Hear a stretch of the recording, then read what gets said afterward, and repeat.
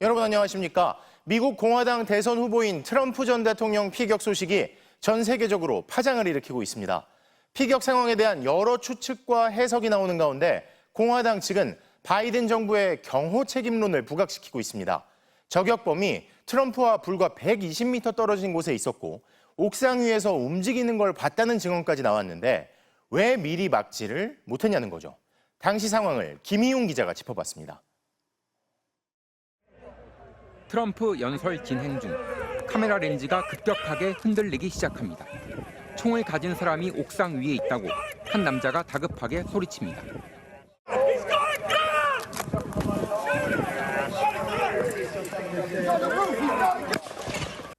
공포로 혼잡해진 현장에서 둔탁한 발사음이 몇 차례 들리고 좀 더 큰 소리의 총격음이 이어집니다. 엎드려 쏴 자세로 옥상에서 총격을 가한 저격범은 그 자리에서 사살됐습니다. 트럼프를 타겟으로 해 먼저 울린 총소리와 저격범을 상대로 발사된 총격음 사이는 3초 남짓. 총소리 직후 바로 발견해서 사살이 가능할 만큼 저격범은 쉽게 노출됐습니다. 트럼프가 연설한 곳에서 저격범까지의 거리는 약 120m. 거의 정면에서 트럼프를 노릴 수 있는 위치에 저격범은 있었습니다. 트럼프 연설이 시작된 직후 꾸물꾸물 기어서 지붕 위를 이동하는 저격범의 모습이 보입니다.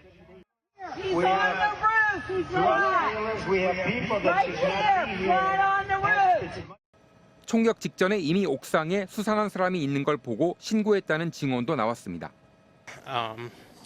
Saw the guy move from roof to roof. Told an officer that he was on the roof. 그 남자가 총을 들고 있는 것도 봤다고 했습니다. Somebody was up on the roof. Somebody there watching the rally trying to get a better viewpoint. A guy behind me said that he had seen him. He had a gun. 길이가 최소 70cm는 넘는 무기를 들고 덮개도 없는 옥상에 올라가 있었는데 사전 점검을 포함한 경호 절차는 제대로 진행됐는지 현장 경비에 대한 책임론이 불가피해졌습니다. Did they use drones? Did they have an adequate number of people stationed in these buildings and around these buildings to make sure no one would have direct access to it? There are a lot of questions. 당장 공화당 일각에선 트럼프 측의 경비 강화 요청을 경호 당국이 묵살했다며 바이든 행정부를 압박하고 나섰습니다. MBC 뉴스 김희웅입니다. 오늘은 14명이 숨지고 16명이 다친 청주 오송 지하차도 참사가 발생한 지 꼭 1년이 되는 날입니다. 1년이 지났지만 그날의 기억에서 한 발짝도 나아가지 못하는 사람들도 있습니다. 바로 희생자의 유가족들인데요. 그날을 꼭 기억해달라며 한 유가족이 당일 미공개 영상을 MBC에 보내왔습니다. 같은 사고를 막기 위해선 제대로 기억하는 게 중요할 겁니다. 당시 상황 이지현 기자가 보도합니다. 지난해 7월 15일 그날 62살 황말래 씨는 아르바이트를 가는 길이었습니다. 지하차도에 들어서자 불과 18초 만에 흙탕물이 차오릅니다. 이제 경사로만 올라서면 되는데 쏟아져 내리는 흙탕물에 차는 그대로 멈춰섭니다. 아이고 하나님 도와주세요. 도와주세요. 도와주세요. 도와주세요. 가속 페달이나 제동 장치를 밟아도 차는 계속 뒤로 밀립니다. 이때 남편에게 건 전화가 황 씨의 마지막 육성이 됐습니다. 지하수에서 걸려버렸어 여기. 물 때문에 못 가. 안 돼. 도저히 못 나와? 앞이 안 보여. 임시제방이 무너지면서 6만 톤의 강물이 지하차도로 밀려든 그날에 희생자 14명 가족들의 시간은 멈춰 있습니다. 저는 사실 아직은 못 보내드렸어요. 힘드니까 잊어야 한다는 걸 아는데 또 그냥 잊고 지내자니 그러면 안 되니까. 더 이상 아들을 볼 수 없다는 걸 인정할 수 없었던 어머니는 49제 이후 용기를 내 납골당에 찾아왔습니다. 많이 보고 싶구나. 하루에도 수십 번 수백 번 불러보고 싶은 나의 아들. 엄마 아빠 아들로 함께해줘. 얼마나 고맙고 감사한지 이 엄마 평생 잊지 않을게. 속 한 번 썩인 적 없는 아들이었고 동생에게는 다정한 오빠였습니다. 누나도 고생했어. 오빠도 수고했어. 사랑해. 왜 아들이 죽음에 이르렀는지 매일 묻고 있지만 아직 명확한 답은 듣지 못했습니다. 왜 그 버스가 통과하게 하고 사람들이 차가 통과하도록 해가지고 왜 멀쩡한 건강한 왜 내 아들이 죽게 됐냐고. MBC 뉴스 이지연입니다.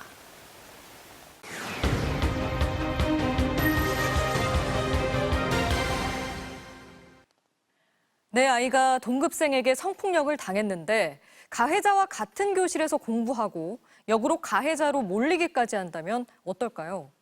최근 가해 학생이 피해 학생을 학교폭력으로 신고하는 이른바 맞학폭이 늘고 있다는데요.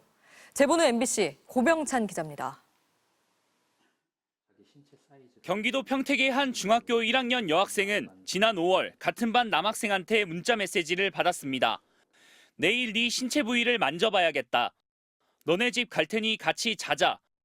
성관계를 하자는 등의 내용의 문자들이 지속적으로 이어졌습니다.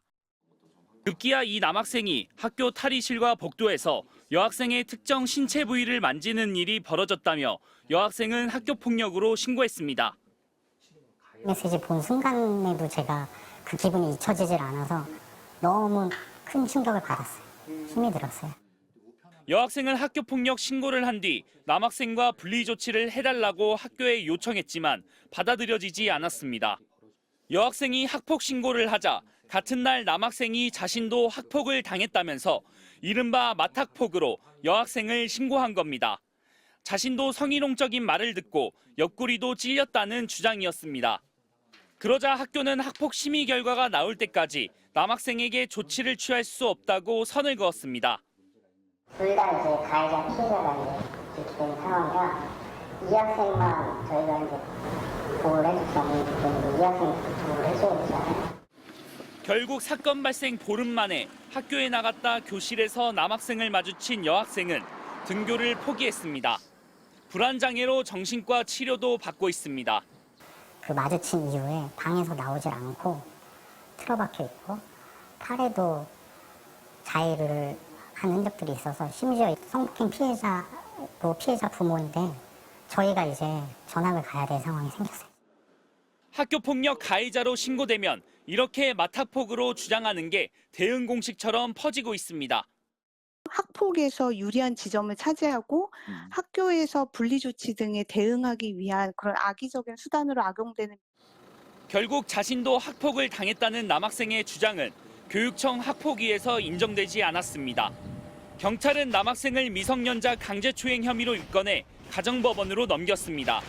취재진은 학교 등을 통해 남학생 측의 입장을 듣기 위해 연락했지만 연락이 닿지 않았습니다. MBC 뉴스 고병찬입니다. 위안부는 강제로 끌려간 게 아니라며 시위에 참가한 수녀님들을 홍위병에 비유하고 광주 최고의 상품은 5.18이라며 폄훼하는 인물. 이진숙 방송통신위원장 후보자가 지방선거에 나섰을 때 고액 후원을 했던 인물인데 두 사람이 극우적인 인식을 공유한 정황이 곳곳에서 드러나면서 이 후보자의 자질 논란이 더 증폭될 것으로 보입니다. MBC는 당사자의 희망에 따라 실명과 얼굴을 공개합니다. 이혜리 기자의 단독 보도입니다. 이진숙 방송통신위원장 후보자가 3년 전 어느 식사 자리에서 찍은 기념사진. 이 후보자 옆에 앉은 중년 남성은 전 자유한국당 대구시당 부위원장인 표병관 씨입니다. 유튜브와 SNS 등에서 극우적 세계관을 자주 드러내온 인사입니다. 5.18은요, 강주, 전라도의 최고 상품입니다. 기아 자동차도 아니고 삼성 가전도 아닙니다. 거기서 최고의 상품이 5.18입니다. 5.18 비하에 이어 일본군 위안부도 강제로 끌려갔던 게 아니라고 합니다. 조정래란 이런 친구들이 정말 이게 간첩보다 더 위험한 게 그 태백산맥 전부 거짓말입니다. 그거 어느 누가 총을 들이대고 칼을 들이대가지고 데리고 갑니까? 재작년 지방선거를 앞두고 이진숙 후보자가 국민의힘 대구시장 예비후보로 등록했을 때 표 씨는 500만 원을 낸 고액 후원자였습니다. 노조가 사왔다는 자체에서 내가 이제 사실 뭐 500만 원 가는 게 그게 이제 법적 최고 후원금이지만 나는 더 하고 싶었다고. 이진숙 씨는 굉장히 중도에 가깝죠. 그래서 내가 그 부분은 내가 굉장히 질타했죠. 지난해 이 후보자의 한 인터뷰 기사에선 표 씨가 정치적 지향점이 같은 막역한 사이 등의 표현으로 소개됐습니다. 이 후보자가 정치 행보를 본격화하면서 두 사람은 구구적 시각을 공유합니다. 일본군 위안부 시위에 참가한 수녀들에게 홍위병의 향기가 난다거나 김일성 만세는 표현의 자유, 전두환 조금 긍정해도 파쇼 공범이라 적은 표 씨의 게시물들에 이 후보자가 좋아요를 눌렀습니다. 이 후보자가 연예인들을 좌파 우파로 구분지었다는 최근 보도와 관련해서도 표 씨는 블랙리스트를 만들지 않는 것이 직무유기라며 두둔하기도 했습니다. 헌법을 수호해야 하는 대통령이 극우 인사인 이진숙 씨를 방통위원장 시키겠다고 합니다. 당장 철회하고 사과해야. MBC는 이 후보자 측에 극우 인사로부터 고액 후원을 받고 교류해온 게 공직을 맡기에 부적절하다는 비판에 어떤 입장이냐고 물었지만 답은 오지 않았습니다. MBC 뉴스 이혜리입니다. 지난달 시속 159km로 달리던 음주운전자가 사고를 내 10대들이 숨지고 다쳤다는 소식 전해드렸는데요. 이 운전자가 소위 김호중식 술타기를 하는 걸 경찰이 방치한 걸로 확인됐습니다. 경찰은 부적절한 대응이었다며 감찰 조사에 나섰습니다. 전재웅 기자입니다.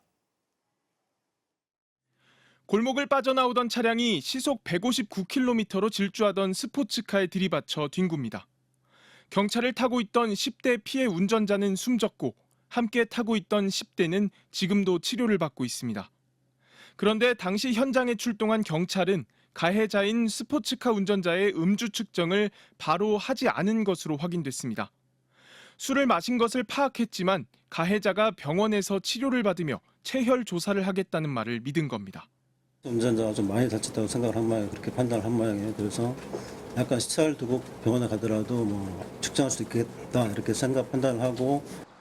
경찰은 가해 운전자를 구급차에 태워보낼 때 동행하지 않았습니다. 가해 운전자는 병원에 도착하자마자 퇴원 절차를 밟은 뒤 편의점을 연거푸 들러 맥주를 사서 마셨습니다. 사고 뒤 운전자가 마신 맥주는 적어도 2캔으로 확인됐습니다. 운전 뒤에 음주 상태였는지 알 수 없게 만드는 이른바 술타기 시도가 의심됐습니다. 만나기 직전에 바로 또 편의점 앞에서 편맥주를 하나 삽니다. 2개를 사서 거기서 한 캔을 또 먹습니다. 사고 2시간 뒤에야 경찰이 측정한 운전자의 혈중 알코올 농도는 면허 취소 수치인 0.084%.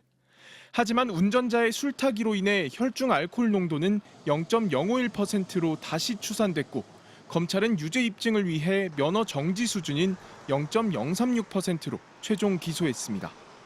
경찰은 사고 당시 출동한 경찰관의 조치가 부적절했다며 공식 사과하고 성실 의무 위반 등 감찰 조사에 나섰습니다.